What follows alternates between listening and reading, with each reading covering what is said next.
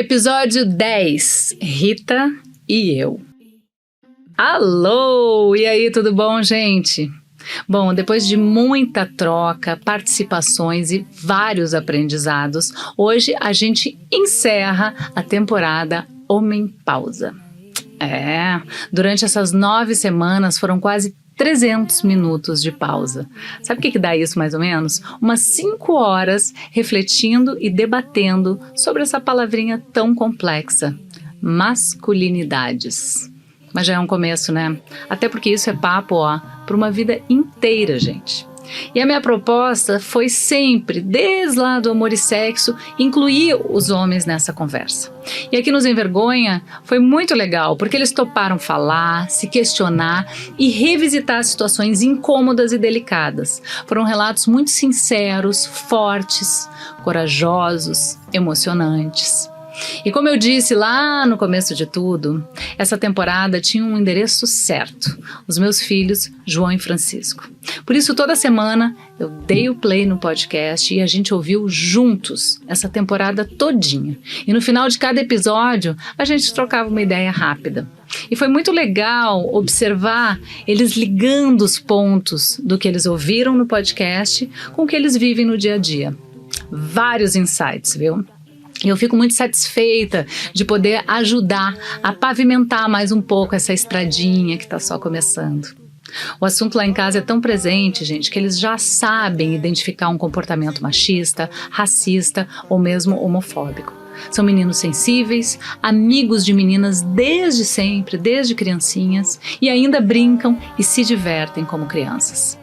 Então é isso, né? Seguimos em frente, eu na minha luta por homens mais maduros e tantas mulheres com a mesma preocupação que eu. E essas mulheres mostraram os Envergonha não só para os seus filhos, como também para os seus maridos, amigos, para os seus pais, para os seus irmãos. Então, mais uma vez, obrigada por estarem comigo e amplificarem essa discussão. Eu aprendo muito, viu, gente, com cada depoimento e cada mensagem que eu recebo de vocês.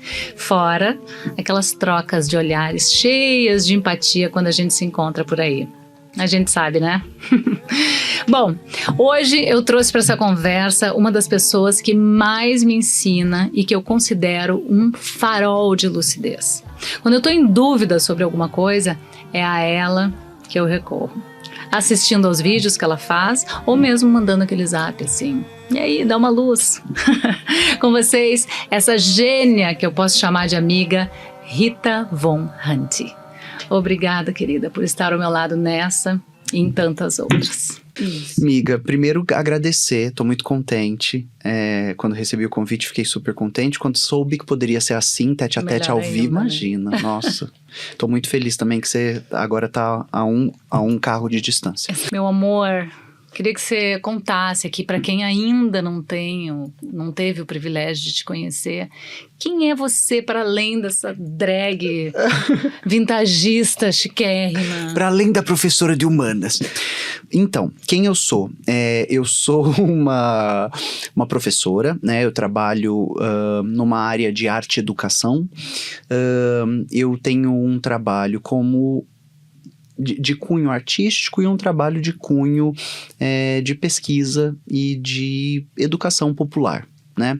Eu tenho um canal no YouTube há mais ou menos 10 anos, eu tenho uma participação em movimentos sociais, em partidos, em organizações, já dei aula em universidade tanto no Brasil quanto no exterior, já participei da publicação de mais de 20 livros no Brasil, com texto, prefácio, introdução, orelha, capa,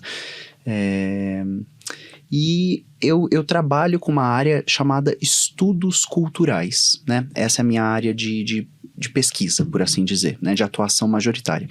Mas a minha formação é uma formação dentro das humanidades, em 3 momentos, né? A minha primeira formação é em História da Arte, depois em Artes Cênicas, depois em Língua e Literatura, né? E aí eu vou saí das graduações, fui para as pós-graduações, né? E aí eu fui para os estudos culturais. E hoje eu tenho uma contínua formação em psicanálise, que é talvez um futuro. que eu almejo. Já pensou? É que a gente sai da posição de que fala, né? E vai pra posição de que escuta. Que coisa linda. Rita, vamos direto ao ponto. Bora. Qual a definição de masculinidade a partir da cultura? Maravilha. Quando eu escuto a pergunta, eu sinto vontade de brincar com você, de te fazer uma brincadeira. Vamos. Que seria te responder o seguinte: qual é o gosto da geometria? E por que eu falaria isso?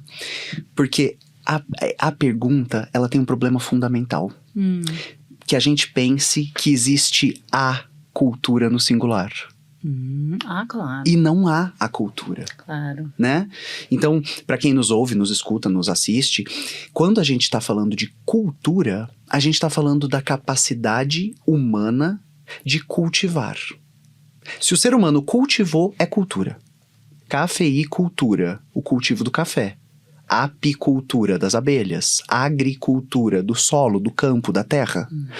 Então, tudo que os seres humanos permitem que cresça, que floresça, que dê semente, que esteja aqui para a próxima geração, é cultura.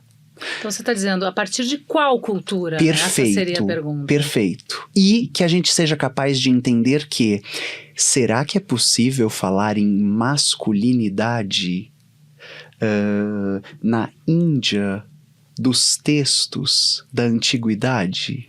Será que é possível falar em masculinidade nos primeiros inscritos em sânscrito? Na galera que estava produzindo yoga, na galera... E aí a gente vai, né? Mas mais recente, será que é possível discutir masculinidade da forma que vem na nossa cabeça quando a gente escuta o termo para populações indígenas? Deste século, do século passado, piriri parará pururu. Então, talvez o primeiro movimento que a gente precisa fazer é assim: o peixe não vê a água do aquário. Quem tá de fora vê a água do aquário. Às vezes a gente se aproxima da masculinidade como peixes no aquário. A gente é incapaz de conceber que esse é o meio que a gente navega e que qualquer pessoa de fora do aquário, qualquer ser de fora do aquário, seria capaz de identificar que existe uma coisa chamada água. E talvez o peixe não esteja consciente da água. De que a água é o meio dele. Aquilo se naturaliza, fica invisível. Isso acontece com toda cultura que é hegemônica. A gente perde a capacidade de dar um passo para fora dela. Sim, porque a gente está dentro dela. E porque ela nos constitui. A nossa carne é ela. Nem tomamos na mamadeira, já nadamos nessa placenta. Mesmo porque, lembra, você estava grávida. Qual era a primeira coisa que te perguntavam quando olhavam sua barriga? É menino ou menina? E já tá fudido daí. Porque nunca ninguém deu uma outra alternativa. Sabe? E é essa paranoia na qual a gente está inserido. Porque, como vivemos esta cultura, a gente nunca é capaz de questionar essa cultura. É a partir do momento que a gente se coloca numa posição de estranhamento da norma que a gente pode estudar a norma. E aí isso é fundamental porque, ao longo dessa temporada, você escutou uma série de especialistas que falaram sobre quão recente os estudos de masculinidade são, né? Os estudos de feminilidade estão sendo feitos desde o século XIX, desde o 1800. E a psicanálise, por exemplo, só foi capaz de perguntar... Pera, mas que diabo é um homem, então? Com o Lacan, seminário 4, se eu não me engano, 59,60. Ontem. E aí, se a gente precisasse voltar lá, qual é a definição da masculinidade para a cultura? E depois da gente falar qual cultura, a gente ainda não avançaria, a gente iria para baixo, aprofundaria, que seria: se a cultura é cultivo, qual é a definição de masculinidade daqueles que sobreviveram? Sabe? Porque pensa comigo, em sala de aula, quando eu dou essa aula, a molecada explode a cabeça e fica assim: tela azul do Windows. Não, mas vamos ver se a gente chega junta. Eu gosto desse deschavamento que tu faz de uma frase. Chama neurose obsessiva compulsiva, menina. É uma loucura. O aprofundamento, então, isso que aqui em sala de aula, quando acontece, a molecada explode a cabeça, é que eu tento dizer pra eles do seguinte. Então, pra quem tá nos acompanhando, eu tô lendo uma autora australiana chamada Raewyn Connell. Ela é uma antropóloga e socióloga, um dos maiores nomes da teoria feminista do planeta e deslocada desse eixo Europa-Estados Unidos, né? Ainda que a Austrália, enfim. E aí a Raewyn, ela tem um texto hegemônico, assim, que vira cânon dos estudos, que chama Masculinidade S no plural, para enfatizar que era necessário produzir um ponto de inflexão, que é impossível falar dessa jossa no singular. E aí eu trabalho em sala de aula o seguinte: a gente consegue conceber que o Brasil é periferia do sistema? Que isso aqui era uma colônia? A gente consegue conceber que os homens poderosos que ficaram na Europa são muito diferentes dos homens que ficarão poderosos no Brasil? Então vamos junto. O cara que vem de uma família que é rica há 20 gerações na Itália, nesta época de colonização do Brasil, está usando salto alto, meia calça, peruca, pó de arroz, escrevendo poesia, tarará, tiriri, tururu. Babyliss no cabelo. Que nem era cabelo, era peruca. Peruca. E eles parecem muito mais com uma drag queen do que com uma ideia de homem que a gente possa ter, né? E, no entanto, não há questão sobre a masculinidade dessa figura. Ela é a hegemonia da masculinidade. Ser homem no Palácio de Versalhes é usar meia calça, salto e peruca. É isso que um homem faz. Essa masculinidade, ela tá restrita a um território. Aqui, a masculinidade vai ser cuspir no chão, coçar o saco e bater. E essa masculinidade não existiu como hegemônica lá. Por que será que a masculinidade do sul global, hegemônica, é tão distinta da masculinidade do norte global? Ou, em outros termos, por que um homem que faz poesia não vai necessariamente ser chamado de viado na Inglaterra, mas vai necessariamente ser chamado de viado no Brasil? Por quê? Porque a masculinidade, ela é aprendida por mímese, né? A gente... a maioria dos nossos processos de aprendizagem são por ver e copiar, por reprodução, né?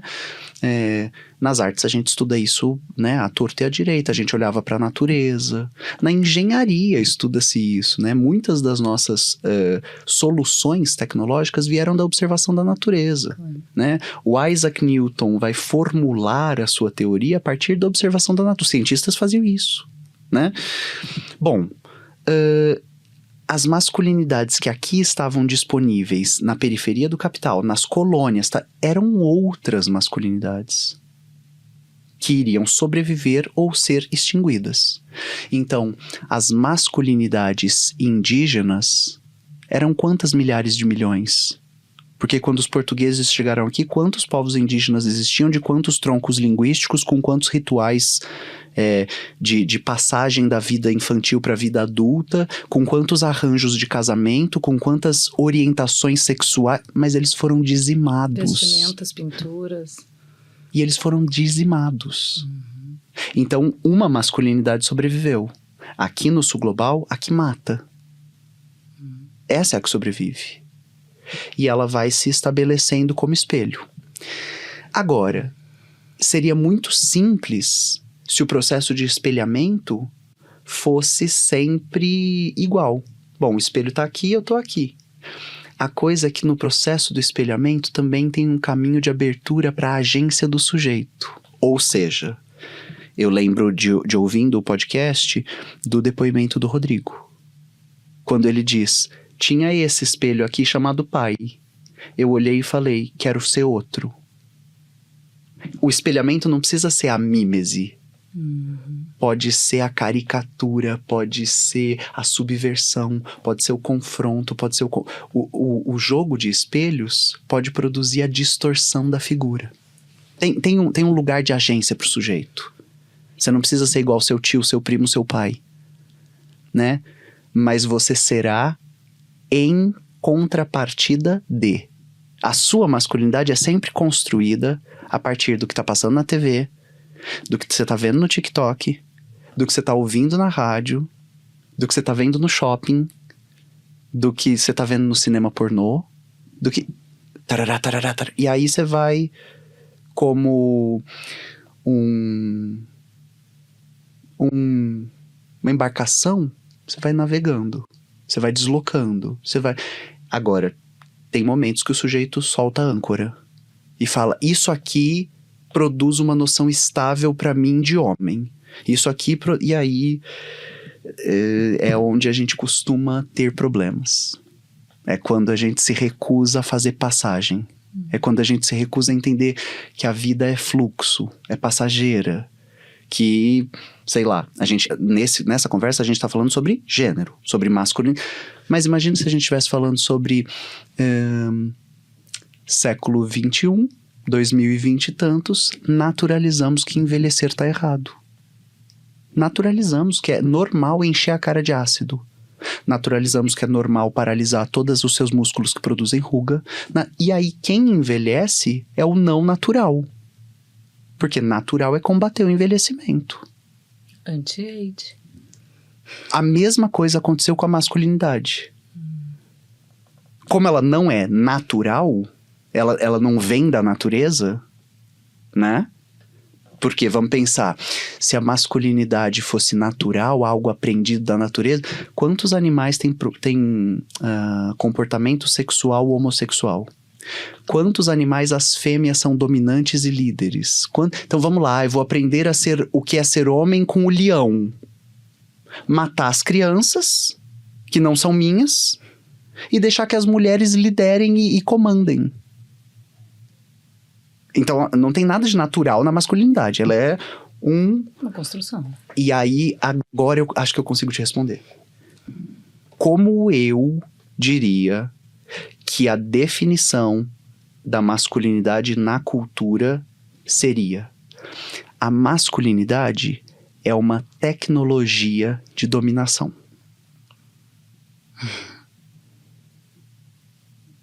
E por que eles vão querer abrir mão disso? Não vão, amiga. Não vão. O que a gente tá fazendo? Perdendo tempo? Não, a gente tá lutando. Não acaba, né? Ele é muito bom pra gente pensar assim.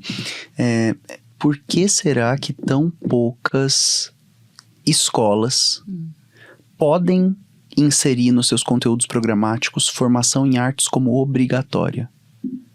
Pois É porque o território da arte é a contestação. E o território da arte é a sensibilidade. E o território da arte é a inovação. E o território da arte é a disrupção. Imagina, quão mais difícil vai ser dominar uma população se desde criança ela teve espaço para trabalhar sua criatividade. Estudar a história de artistas que se eternizaram porque falaram: nossa, vocês fazem isso desse jeito, eu faço assim, né? Só que o sistema, ele se constrói dessa forma. Então você vai tirando todas as ferramentas e a única ferramenta que sobra para aquele sujeito empobrecido é a violência. Esse é o homem ideal do sistema colonial. Esse é o homem ideal do sistema que se mantém de pé fazendo X mil guerras por ano. Você quer homens que reflitam, indaguem, pensem? Poesia. Não. Você quer homens que recebam um rifle e falem sim, senhor. Resolve na bala. Né? É na violência que se resolve. Então, aí tem os dados de suicídio, né? Tem os dados de assassinato, tem os dados de morte violenta, tem os dados de pênis amputado por falta de higiene, tem os dados de... E a gente vai. Então, assim, sofrem, sem sombra de dúvida. Sabem que sofrem? uma parte. Só que é muito difícil sentir falta do que você nunca teve. Claro. Então, se você nunca teve a coisa, você não sente falta dela. Se você nunca teve uma alternativa a esse modo de vida truculento, violento, blá, blá, blá, como que você vai sentir falta de outra coisa? É isso, tá dado. Eu não conheço o diferente.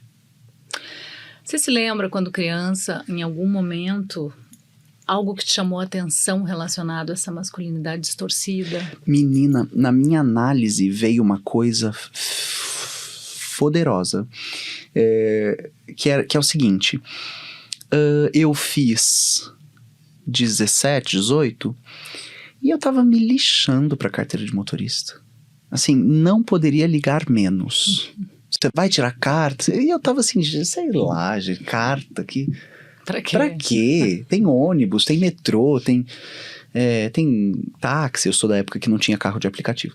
Aí, mais recente agora, tava investigando alguma coisa na análise e me pipoca essa memória de que o trânsito era, por excelência, na minha realidade familiar, um lugar de violência de gênero.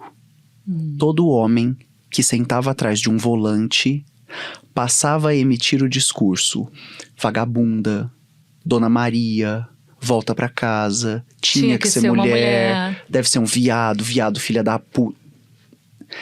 E aí, de uma forma mais ou menos consciente, eu era uma criança sendo introduzida no campo da linguagem, eu falei, bom, uma coisa da qual eu quero distância é o volante. Você vê, né? Não, a gente não sabe os impactos que tem, né? Como que crescer no mundo vai deixando marcas no sujeito. Eu já completamente oposta a ti. Talvez eu quisesse esse lugar para sentar nesse lugar de poder. E para poder escolher para onde ia, né? Eu quero me dirigir, não quero que me dirijam. Sem dúvida. Mais pequenininho, tu não lembra? Não, lembro infinitas. Eu tenho infinitas memórias eu tenho infinitas memórias e gênero é pra mim um tema de pesquisa mais ou menos desde que o mundo é mundo, assim. Eu sempre estive interessada em por que puseram um pedaço dos seres humanos pra fazer de um jeito, um pedaço pra fazer de outro, e por que matam se tentar fazer diferente. Você refletia isso? Sempre, assim, então, memórias já de indagação antropológica, né? Já era um antropólogo. Super! Assim, né? Não, mas memórias de por quê? Eu lembro que minha avó tinha coleções e coleções de Barças e livros e Barças e aí alguns deles, eu não lembro se esse era um específico ou se era apenas uma Barça, talvez fosse um específico, tinha na primeira página, quando você abria o livro, infinitas imagens da vestimenta dos seres humanos ao longo dos séculos, em diferentes regiões do mundo. Então era tipo assim, uma fileira, século XVI na Alemanha. E aí evoluindo ao longo do século. E aí eu lembro que eu olhava aquilo e criança, assim, tipo 4, 5 anos de idade, eu falava pra minha mãe, por que eles se vestem diferente? E minha mãe ia me respondendo porque eles se vestem diferentes de nós. Até eu formular que eu queria saber por que esse tá com essa roupa e essa tá com outra roupa. Olha só. Então, desde sempre tinha essa meio indagação minha que era, por que diabos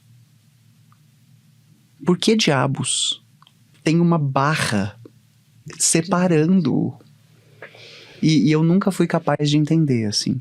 E acho que ao longo da vida, esse questionamento ele se aplicou pra tudo, né? Por que tem uma barra entre pessoas racializadas e pessoas não racializadas? Engraçado, branco não é raça?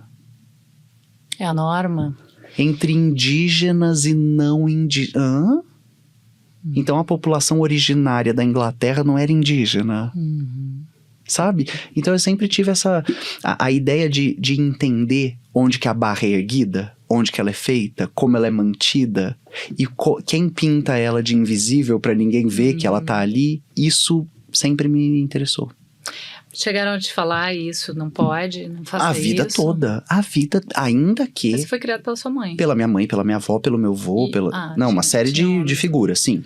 Mas todo mundo muito esclarecido, né? Todo mundo muito letrado, todo mundo muito... Família de intelectuais. Família de intelectuais, vó tradutora, né? Era um negócio. E ainda assim, menina, não tem escapatória. Não. Porque... Peixinho, aquário. Na água do aquário. E sempre somos pessoas do nosso tempo. Não existe exercício melhor do que estar como professor ou professora recebendo uma molecada chegando com 16 do vestibular, porque você vai falando... Menina, ou eu rejuvenesço ou acabou. As perguntas que eu faço não fazem mais sentido. As respostas que eu tenho não encantam mais. Porque, bem-vindo, essa é uma nova geração. Eles chamam geração alfa. Depois da Z. Depois da Z. E aí vai você fazer estudo de cultura com a geração. Mas aí tem uma contradição, porque parece ser uma geração mais fluida. Em algumas né? coisas. Onde as marcas de gênero vão se diluindo, mas aí de repente tem um movimento, né, de extrema direita, de tu ver muito jovem. Reacionário. Porque tem algo, tem um curso do Rio. Então digamos que tem uma parte dessa geração que pode estar... Amiga, se a extrema-direita está enlouquecida com isso, é porque é isso que tem de mais importante agora. Né? É explícito. Esse é o ponto nevrálgico de produção de discurso sintomático do grupo reacionário do nosso tempo. Sim, senão eles não estariam preocupados. Exato. Né? Só que a coisa avança, né? Eu gosto sempre de propor para as pessoas que é assim, o escândalo do aqui e do agora com pessoas trans é o escândalo dos anos 60 com o fim das leis de segregação racial. Um preto vai usar meu banheiro? Eu vou ser atendido por um médico preto? Esse era o discurso reacionário dos anos 60, nos Estados Unidos. Bom, também não é que avançou. Mas é que é isso, né? Sim. A humanidade... Não tá dado. Não, e não existe linha, né? A coisa vai fazendo o percurso dela na trajetória do tempo, né? Ela vai movendo-se em elipse, para ser bem hegeliano, né? Ela vai fazendo assim, conforme o tempo avança. Vai se aprofundando, né? Nas suas contradições. Até que chega uma contradição final que ela explode. Não tem mais como sustentar. Identificar que o reacionarismo está colocado aqui mostra pra gente qual é o território que a gente tem produzido avanço. Só tem reação quando tem avanço. Que tenha tanto reacionário produzindo tanto discurso, se descabelando, nossa, bens a Deus. Né? O meu medo só é que de alguma maneira se canse de lutar e essa força se torne cada vez maior. É um movimento, né? Não tem... A gente não sabe para onde tá indo. E como a gente só... né? É essa jornada que a gente consegue estar viva. E com muito empenho, se der conta de pagar os boletos e sobrar fôlego, pensar a tocha que a gente vai deixar para quem tá chegando. Mas eu consigo ter uma satisfação de viver, como mulher, ter aproveitado esse tempo em que vivi aqui e poder ser independente, autônoma, tudo bem, branca, privilegiada, né? Mas de alguma maneira conseguir ter um programa onde pude falar, né? Porque é um grande momento. E ter vivido uma vida que socialmente não foi à toa. Não. Você não acordou, se divertiu e morreu. Definitivamente. E quando a gente voltar na história da TV no Brasil, a gente vai contar do seu nome. Você vai estar lá, você vai ter feito. Você não estava lá comigo, né? Amiga, mas eu estive em outros momentos. E quando a máscara do homem macho cai, o que sobra? Escuta, não é pra ter pouca esperança. É pra entender que tem uma geração de homens no aqui e no agora lidando com coisas que não eram lidadas. É pra pensar que campos de conhecimento de humanidade estão fazendo perguntas que não faziam. É pra entender que... Então vamos lá. Eu não saio de casa sem referência bibliográfica, né? Uma das coisas que eu trouxe que eu achei que a gente ia discutir era esse livro, que é de um psicanalista fodido de Vinícius bom. Lima. Vinícius Lima, Homens em Análise, pela Blucher. Travessia, hein? Oi? Travessias. Travessias na Virilidade. Basicamente, eu vou resumir 500... Não vou, mas eu vou resumir 500 páginas. Vai. O que o Vinícius consegue organizar aqui, movido e instrumentalizado por teorias de gênero, estudos feministas, teoria queer e a psicanálise, é a compreensão de que existem galhos da psicanálise que já são capazes de compreender e trabalhar na clínica com os homens que chegam à clínica, que a virilidade é uma fantasia. Qual é o trabalho da clínica, neste caso? Fazer a travessia da fantasia. Na análise, esses homens poderão deixar de ser aqueles homens. Isso quer dizer que eles virarão o quê? Caso a caso. Farão deslocamentos, né? Irão para outros lugares. Eles acontecem. O que os homens estão perdendo quando eles ficam presos a tantos conceitos opressores? Viver. São vidas jogadas fora, né? No final, tem um filósofo estadunidense, Samuel... Também esqueci, depois eu te mando toda a bibliografia que eu usei na nossa conversa. Tá. Samuel Taylor, acho. E ele tem um livro sobre a ética, a moral e a ética. E aí ele conclui dizendo assim: no final da vida, cada um de nós vai ter que se fazer uma pergunta. E que vai ser: valeu a pena ter vivido? E a resposta vai ser translúcida. Então acho que esses homens que vão terminar suas vidas sozinhos, sem saber nada de si, com todo mundo tratando eles com indiferença, né? Porque o poder é muito ilusório, né? Esses caras muito poderosos, eles esquecem que há 20 anos eles vão precisar de alguém para trocar as fraldas deles. Eles esquecem que daqui a 20 anos eles vão precisar de alguém que controle remédio, que dê comida na boca, que... A gente esquece que a gente começa a vida precisando de todo o amparo possível e termina a vida precisando de todo o amparo possível. E a gente acha que o que acontece no meio é o que é.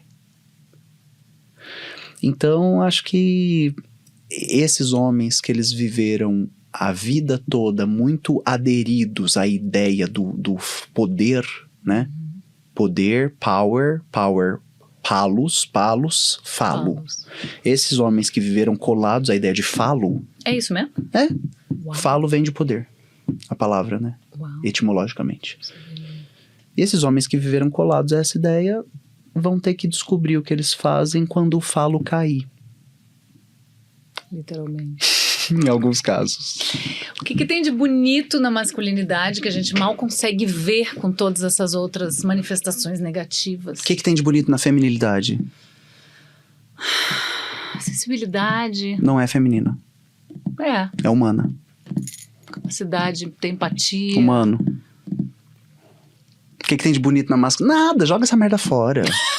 e faz o mesmo com a feminilidade. Claro, não tem divisão. Tem caso a caso, tem a delícia de ser o que é, tem a delícia de descobrir, de experimentar, de viver, de falar, nossa, gostei. Não gostei. Porque se pega receita de bolo, sabe, a gente é tão possível, a gente é um tecidinho tão plástico. Ok, mas assim, os homens que te rodeiam, tu admira esses homens? Depende. O Henrique Vicentini, que eu te apresentei, virou teu amigo, eu admiro. E mulheres também. Sim. Só fica as e os admiráveis. Então, acho que na minha vida não tem mais ninguém que eu não admiro. A gente tem muito pouco tempo, bicha. Não sei. Se for ficar quem não a gente admira... Guloseima. Meu amor, você sempre me desconcerta. Você também. Me quebra ao meio. Me deixa assim um misto de alegria e pânico. chacoalha. E desloca, amiga. E é a melhor coisa da vida. Fiquei muito feliz com o convite. Eu sempre amo estar com você.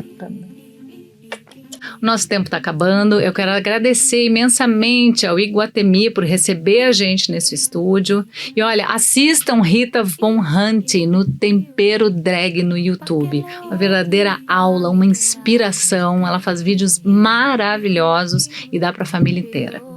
E olha, gente, falar sobre masculinidades é, em certa medida, falar sobre assuntos que me amedrontam, porque eu sou uma das responsáveis pela criação de 2 meninos, que, claro, são cercados de privilégios, mas também estão ali um pouco perdidos, né, e tentando aprender e se desvencilhar de ideais antigos e muitas vezes violentos. Foi um mergulho profundo nessa temporada. E eu quero deixar aqui sempre registrado para vocês que o Sem Vergonha continuará sempre aqui para quando vocês precisarem. Vocês sabem onde me encontrar. Obrigada pelo mergulho e na próxima semana a gente se vê ou se escuta de novo. Me aguardem. Até lá, um beijo.